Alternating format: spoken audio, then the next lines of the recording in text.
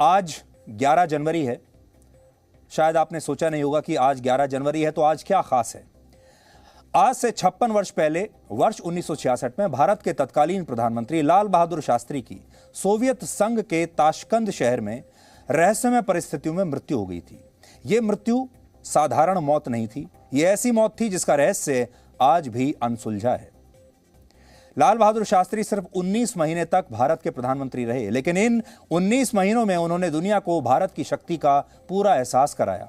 जय जवान जय किसान का नारा दिया और उन्होंने 1965 के युद्ध में पाकिस्तान के अहंकार और भ्रम को हमेशा के लिए तोड़ दिया था और ताकत के जोर पर पाकिस्तान का कश्मीर को हथियाने का सपना उन्होंने चूर चूर कर दिया था। 1965 के युद्ध के बाद ताशकंद में भारत और पाकिस्तान के बीच 10 जनवरी को एक बहुत महत्वपूर्ण समझौता हुआ था और उसी दिन उस समझौते के बाद देर रात करीब 2 बजे शास्त्री जी की मृत्यु हो गई थी। किसी भी देश के कार्यकारी प्रधानमंत्री की किसी दूसरे देश में रहस्यमय परिस्थितियों में मृत्यु हो जाना एक बहुत बड़ी बात है। आज आप कल्पना करके देखिए। लेकिन उस समय क्योंकि मीडिया की ताकत आज जैसी नहीं थी, ना तो 24 घंटे के न्यूज़ चैनल्स थे, ना ही सोशल मीडिया का जन्म हुआ था, इसलिए ये मामला और ये खबर काफ़ी हद तक दबकर रह गई और हम कभी भी शास्त्री जी की मौत की सही वजहों को जान नहीं पाए। लेकिन हमें लगता है कि आज के दिन उनकी मौत से जुड़े हुए इतिहास के पन्ने पलटना बहुत ज़रूरी है। आज हम आपको शास्त्री जी से जुड़ी ऐसी बातें बताएंगे जिनके बारे में शायद कभी चर्चा हुई नहीं। देश के पहले प्रधानमंत्री जवाहरलाल नेहरू की मृत्यु 27 मई 1964 को दिल का दौरा पड़ने से हुई थी और उनकी मृत्यु के 13 दिन बाद लाल बहादुर शास्त्री देश के दूसरे प्रधानमंत्री बने। ये बात 9 जून 1964 की है। ये वो दौर था जब हमारा देश 1962 के भारत चीन युद्ध से पूरी तरह उबरा नहीं था। आप सब जानते हैं 1962 में हमारी बहुत बुरी हार हुई थी चीन के हाथों। हम अगले युद्ध के लिए बिल्कुल तैयार नहीं थे और पाकिस्तान इसी मौके का इंतजार कर रहा था। वो जानता था भारत अभी उस युद्ध से उबरा नहीं है, कमजोर है और इसीलिए पाकिस्तान लगातार जम्मू कश्मीर का मुद्दा अंतर्राष्ट्रीय मंच पर उठा रहा था। उस समय पाकिस्तान के तत्कालीन राष्ट्रपति जनरल अयूब खान ये जानने के लिए बड़े बेताब थे कि भारत में किस नेता ने नेहरू की जगह ली है। वो असल में देखना चाहते थे कि लाल बहादुर शास्त्री एक मजबूत नेता हैं या उन्हें कूटनीतिक स्तर पर उलझाकर कश्मीर का मुद्दा बड़ा बनाया जा सकता है। और प्रधानमंत्री बनने के 4 महीने के बाद अक्टूबर 1964 को जब लाल बहादुर शास्त्री का विमान इजिप्ट दौरे से लौटते वक्त कराची एयरपोर्ट पर उतरा तो जनरल अयूब खान की पहली बार उनसे मुलाकात हुई। इस दौरान पाकिस्तान के तब के विदेश मंत्री जुल्फिकार अली भुट्टो भी उनके साथ मौजूद थे। यह उस समय की तस्वीर आज हमने आपके लिए निकाली है। इस तस्वीर में जनरल अयूब खान और जुल्फिकार अली भुट्टो सूट बूट में दिखाई दे रहे हैं, लेकिन लाल बहादुर शास्त्री सफेद रंग के धोती कुर्ते में हैं, जिससे आपको उनकी सादगी के बारे में पता चलेगा। यह फर्क था भारत और पाकिस्तान के बीच उस समय भी। लेकिन शास्त्री जी की इस सादगी ने जनरल अयूब खान को एक बहुत बड़ी गलतफहमी में डाल दिया। जनरल अयूब खान ने उन्हें धोती कुर्ते में देखकर यह कहा, तो ये वो शख्स है जिन्होंने नेहरू की जगह ली है। जनरल अयूब खान को लगा कि एक छोटे कद का नेता जो बहुत सादे धोती कुर्ते में रहता है, वो केवल इत्तेफाक से शायद भारत का प्रधानमंत्री बना है और उन्हें कश्मीर के मुद्दे पर बड़ी आसानी से घेरा जा सकता है। यह सोचकर जनरल अयूब खान खुश हो गए। लाल बहादुर शास्त्री की जो हाइट थी वो सिर्फ 5 फीट 2 इंच थी, जबकि general Ayub Khan 6 feet 2 inch लंबे थे। यानी वो शास्त्री जी से काफी लंबे भी थे और उनका पहनावा ब्रिटेन और अमेरिका के बड़े नेताओं जैसा था। कद और सादगी के आधार पर उन्होंने शास्त्री जी को कमजोर समझने की भूल की और इस मुलाकात के लगभग 10 महीने बाद पाकिस्तान ने भारत के खिलाफ एक सैन्य ऑपरेशन छेड़ दिया, जिसका मकसद था भारत में हथियारों के साथ हजारों घुसपैठिए भेजकर विद्रोह कराना और कश्मीर को भारत से अलग करना। यह 1965 के भारत पाकिस्तान युद्ध की शुरुआत थी और इसी युद्ध पर विराम लगाने के लिए 10 जनवरी 1966 को लाल बहादुर शास्त्री और जनरल अयूब खान के बीच 9 समझौतों पर हस्ताक्षर हुए। ताशकंद में जाकर एक तीसरे देश ने मध्यस्थता की और वो देश था रूस। यानी यह समझौता लाल बहादुर शास्त्री की मृत्यु से कुछ घंटे पहले हुआ था और इसमें कहा गया कि 25 फरवरी 1966 तक दोनों देशों की सेनाएं पहले की स्थिति में लौट जाएंगी। यानी जिन इलाकों पर भारतीय सेना का कब्जा है वो वापस पाकिस्तान को मिल जाएंगे और जिन पर पाकिस्तान का नियंत्रण था वो इलाके भारत को लौटा दिए जाएंगे। आप इसे इस नक्शे के जरिए समझिए। उस समय भारतीय सेना ने पाकिस्तान के कब्जे वाले कश्मीर में स्थित हाजी पीर पास को अपने नियंत्रण में ले लिया था। यह इलाका बहुत महत्वपूर्ण था क्योंकि पाकिस्तान यहीं से अपनी सेना और कबायलियों को भारत में घुसपैठ कराता था। इसके अलावा भारतीय सेना ने पाकिस्तान के पंजाब प्रांत के बहुत बड़े इलाके पर कब्जा कर लिया था और ऐसा कहा जाता है कि लाहौर से भारतीय सेना के जवान उस समय नजर आने लगे थे। यानी हम लाहौर के बहुत करीब पहुंच गए थे और थोड़े दिन और लड़ाई हो जाती तो लाहौर भी शायद हमारे कब्जे में आ जाता। यह बात पाकिस्तान को इसलिए ज्यादा परेशान कर रही थी क्योंकि भारतीय सेना की इस कार्रवाई से उसके 5 लाख लोग पलायन करके दूसरे इलाकों में भाग गए थे और वही लोग अब अपनी ही सरकार पर दबाव बना रहे थे। जबकि पाकिस्तान ने जम्मू और राजस्थान के जिन थोड़े बहुत इलाकों पर कब्जा किया वहां ज्यादा रिहाइश नहीं थी, वो खाली इलाके थे। इसलिए इस युद्ध में भारत की स्थिति बहुत मजबूत थी। लेकिन ताशकंद में भारत और पाकिस्तान के बीच जो समझौता हुआ उससे पाकिस्तान को कुछ हद तक उस समय फायदा हुआ। इस समझौते में कुछ और बातों पर सहमति बनी, जैसे दोनों देश पहले से निर्धारित सीमाओं का सम्मान करेंगे, सीज फायर का पालन करेंगे और गतिरोध को बातचीत से सुलझाएंगे। इसके अलावा इसमें यह भी लिखा गया कि समझौते के दौरान शास्त्री जी और जनरल अयूब खान के बीच कश्मीर के मसले पर बातचीत हुई है, जिसे पाकिस्तान ने असल में अपनी बहुत बड़ी सफलता उस समय माना था। ये सारी बातें वहां पर लिखी हुई हैं और आज वही Tashkent declaration signed by prime minister of India and president of Pakistan मेरे हाथ में है। मैं उसे लेकर आया हूं अपने साथ और इसमें एक के बाद एक अगर आप देखेंगे तो 9 पॉइंट्स लिखे हुए हैं और फिर प्राइम मिनिस्टर ऑफ इंडिया के इसमें सिग्नेचर हैं और प्रेसिडेंट ऑफ पाकिस्तान के इसमें सिग्नेचर लिखे हुए हैं। 10 जनवरी 1966।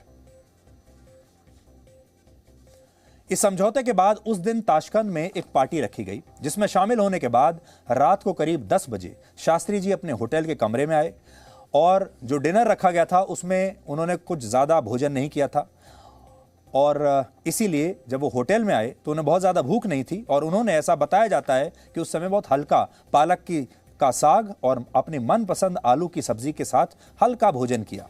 और रात को 11 बजे शास्त्री जी ने दिल्ली फ़ोन मिलाकर अपनी पत्नी से बात की। इस दौरान उनकी पत्नी को उनकी आवाज़ कुछ स्पष्ट नहीं आ रही थी, इसलिए उन्होंने फ़ोन अपनी बेटी को दे दिया और तब शास्त्री जी ने अपने परिवार से बात की और अपनी बेटी से पूछा कि भारत में इस समय क्या चल रहा है। इस पर उनकी बेटी ने कहा कि यहाँ यानी भारत में सभी लोग ये जानने के लिए बहुत उत्सुक हैं कि समझौते के दौरान क्या हुआ, यानी लोग आपके वापस लौटने का इंतजार कर रहे हैं, वो जानना चाहते हैं कि क्या हुआ। इसके बाद शास्त्री जी ने अपने परिवार से कहा कि वो भारतीय अखबार काबुल भिजवा दें जहां उन्हें अगले दिन पहुंचना था। वो अगले दिन काबुल से होते हुए भारत आने वाले थे और वो बहुत उत्सुक थे ये जानने के लिए कि भारत के अखबारों ने इस ताशकंद डिक्लेरेशन के बारे में क्या लिखा है, भारत का मूड क्या है। इससे ऐसा लगता है कि लाल बहादुर शास्त्री ताशकंद समझौते पर संभावित प्रतिक्रियाओं को जानने के लिए थोड़े से बेचैन रहे होंगे, उत्सुक रहे होंगे, जो कि बड़ी नॉर्मल सी बात है। वो उस दौरान होटल के अपने कमरे में ही टहल रहे थे और इसके बाद कहा जाता है कि दिल का दौरा पड़ने से उनकी मृत्यु हो गई। और ये बात बहुत कम लोग जानते हैं कि शास्त्री जी को एक हार्ट अटैक पहले आ चुका था। उससे पहले उन्हें एक बार दिल का दौरा पड़ चुका था जो वर्ष 1959 में उन्हें आया था। इस मामले में 2 बातों का जवाब कभी नहीं मिला। पहला यह कि शास्त्री जी की मृत्यु के बाद उनका ताशकंद में पोस्टमार्टम क्यों नहीं हुआ और जब उनका पार्थिव शरीर भारत लाया गया तब भी उनका पोस्टमार्टम कराना जरूरी किसी ने नहीं समझा। पोस्टमार्टम हो जाता तो उसी दिन पता चल जाता कि उनकी मृत्यु का कारण क्या है। क्या ये एक मामूली हार्ट अटैक ही हो सकता है, दिल का दौरा, या फिर किसी ने उन्हें जहर दिया है। क्योंकि दूसरी बात यह कही जाती है कि मृत्यु के बाद उनका शरीर नीला पड़ गया था, जिससे सवाल उठते हैं कि क्या उन्हें जहर दिया गया था। इस बात का जिक्र कुलदीप नैयर ने अपनी आत्मकथा बियॉन्ड द लाइंस में किया है, जो उस समय शास्त्री जी के प्रेस सलाहकार के नाते खुद उनके साथ ताशकंद में मौजूद थे। और वो अपनी पुस्तक में हैरानी जताते हुए लिखते हैं कि इस बात का जवाब उन्हें कभी नहीं मिला कि ताशकंद या दिल्ली में शास्त्री जी का पोस्टमार्टम क्यों नहीं किया गया, जबकि वो इस देश के प्रधानमंत्री थे। आज बहुत सारे लोगों को शायद ये नहीं पता होगा कि नेहरू की मृत्यु के बाद लाल बहादुर शास्त्री अचानक से प्रधानमंत्री कैसे बन गए, क्योंकि ना तो स्वतंत्रता आंदोलन के दौरान उनके बारे में ज्यादा कुछ लिखा जाता था उनकी भूमिका को लेकर, और ना ही आजादी के बाद जब वो सरकार में मंत्री भी रहे तो वो कभी खबरों में रहते थे। असल में शास्त्री जी एक बहुत ही सिंपल और लो प्रोफाइल नेता थे और मीडिया में उनके बारे में ज्यादा कुछ छपता नहीं था। वो विवादों से, कंट्रोवर्सी से दूर रहते थे, हेडलाइन से दूर रहते थे, चुपचाप अपना काम करते थे सादगी के साथ, और उन्हें प्रधानमंत्री बनने की भी कोई इच्छा नहीं थी। 27 मई 1964 को नेहरू की मृत्यु के बाद गुलजारी लाल नंदा को देश का कार्यकारी प्रधानमंत्री बनाया गया, कुछ दिनों के लिए, 2 हफ्ते के लिए, और नए प्रधानमंत्री को चुनने का काम उस समय के कांग्रेस अध्यक्ष के कामराज को दिया गया। और के कामराज के उस समय इंदिरा गांधी के साथ मतभेद थे। वैसे तो नेहरू ने वर्ष 1959 में ही तमाम विरोध के बावजूद इंदिरा गांधी को कांग्रेस का अध्यक्ष बना दिया था, और उस समय परंपरा यह थी कि जो कांग्रेस का अध्यक्ष होगा वही प्रधानमंत्री भी बनेगा, और इस नाते उन्हें ही नेहरू के बाद देश का अगला प्रधानमंत्री बनना था, यानी इंदिरा गांधी को। लेकिन तब कांग्रेस पार्टी में बड़े बड़े नेता इंदिरा गांधी के खिलाफ थे, और इसी वजह से इंदिरा गांधी को 1960 में कांग्रेस अध्यक्ष का पद छोड़ना पड़ा। 4 साल बाद 1964 में के कामराज ने नए प्रधानमंत्री के चुनाव के लिए 4 दिनों में कांग्रेस के 12 मुख्यमंत्री और 200 से ज्यादा सांसदों से मुलाकात की और उनकी इच्छा जानी कि आप क्या चाहते हैं, और इनमें से ज्यादातर नेता मोरारजी देसाई को प्रधानमंत्री बनाना चाहते थे। के कामराज भी काफी हद तक सहमत थे, क्योंकि वो इंदिरा गांधी को छोड़कर किसी को भी बनाना चाहते थे, इंदिरा गांधी को नहीं बनाना चाहते थे। लेकिन बाद में यह तय हुआ कि अगर मोरारजी देसाई प्रधानमंत्री बने तो सरकार और संगठन कमजोर पड़ सकते हैं, क्योंकि मोरारजी देसाई के लिए ऐसा कहा जाता था कि वो अपने ही सहयोगियों के विचारों को बहुत ज्यादा महत्व नहीं देते थे। इसलिए मोरारजी देसाई का नाम इस सूची से हटा दिया गया। उनके बाद 2 और नाम प्रस्तावित हुए। पहला नाम था लाल बहादुर शास्त्री और दूसरा नाम था इंदिरा गांधी। क्योंकि इस समय कांग्रेस में इंदिरा गांधी को समर्थन करने वाले नेताओं का एक अलग गुट होता था जो के कामराज की बात नहीं मानता था, इसलिए के कामराज ने यह तय किया कि वो इंदिरा गांधी को तो प्रधानमंत्री नहीं बनने देंगे, और इस तरह से आखिर में लाल बहादुर शास्त्री का नाम रह गया, जो 1952 से 1956 के बीच देश की पहली नेहरू सरकार में रेल मंत्री रहे, 1961 से 63 के बीच भारत के गृह मंत्री भी रहे, और फिर 1964 में वो देश के दूसरे प्रधानमंत्री बन गए। इंदिरा गांधी भी उनके नाम पर इसलिए तैयार हो गई क्योंकि उन्हें लगा कि वो बहुत लो प्रोफाइल हैं, किसी को परेशान करने वाले नेता नहीं हैं, महत्वाकांक्षी नहीं है, और इंदिरा गांधी को लगा कि शास्त्री जी को अभी थोड़े दिन के लिए एक स्टॉप गैप अरेंजमेंट के तहत बना देते हैं और बाद में तो इंदिरा गांधी का ही नंबर आएगा, इसलिए वो भी तैयार हो गई। हालांकि उनके प्रधानमंत्री बनने के बाद इंदिरा गांधी ने उन पर दबाव बनाने की कोशिश जरूर की थी। इंदिरा गांधी प्रधानमंत्री नहीं बन पाई, इसलिए कुछ नेताओं ने उन्हें शास्त्री जी की कैबिनेट में जगह देने की मांग उठाई कि भाई इंदिरा गांधी को भी जगह देनी चाहिए इस नए मंत्रिमंडल में, और काफी विचार विमर्श के बाद इंदिरा गांधी को भारत का सूचना एवं प्रसारण मंत्री उस समय बनाया गया।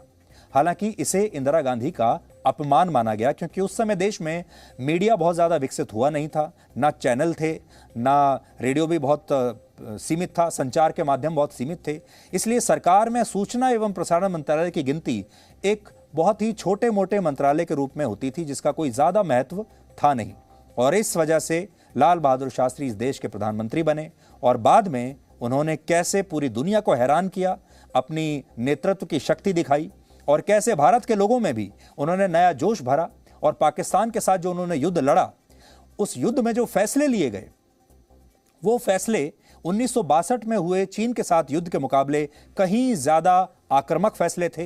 वो फैसले बहुत जल्दी लेते थे नेहरू के मुकाबले, और उस समय लोगों को यह लगा कि 1965 में जो हमने युद्ध लड़ा, उस समय शास्त्री जी के जो फैसले थे वो पिछले युद्ध यानी 1962 के मुकाबले कहीं ज्यादा आक्रामक भी थे, इफेक्टिव भी थे, और उन्होंने ये साबित किया कि वो एक बहुत अच्छे नेता थे। लेकिन वो ज़्यादा उनकी उम्र नहीं थी, उनकी मृत्यु हो गई और देश एक अच्छे नेता से वंचित रह गया। हमें आज ये लगा कि आज वैसे तो हेडलाइंस बहुत सारी हैं, लेकिन हमारे देश की इस पीढ़ी को लाल बहादुर शास्त्री के बारे में ज़रूर पता होना चाहिए कि लाल बहादुर शास्त्री का जीवन क्या था और आज का दिन आप सब के लिए क्यों इतना महत्वपूर्ण है। Presenting B News app available on Google Play and App Store. Download it now.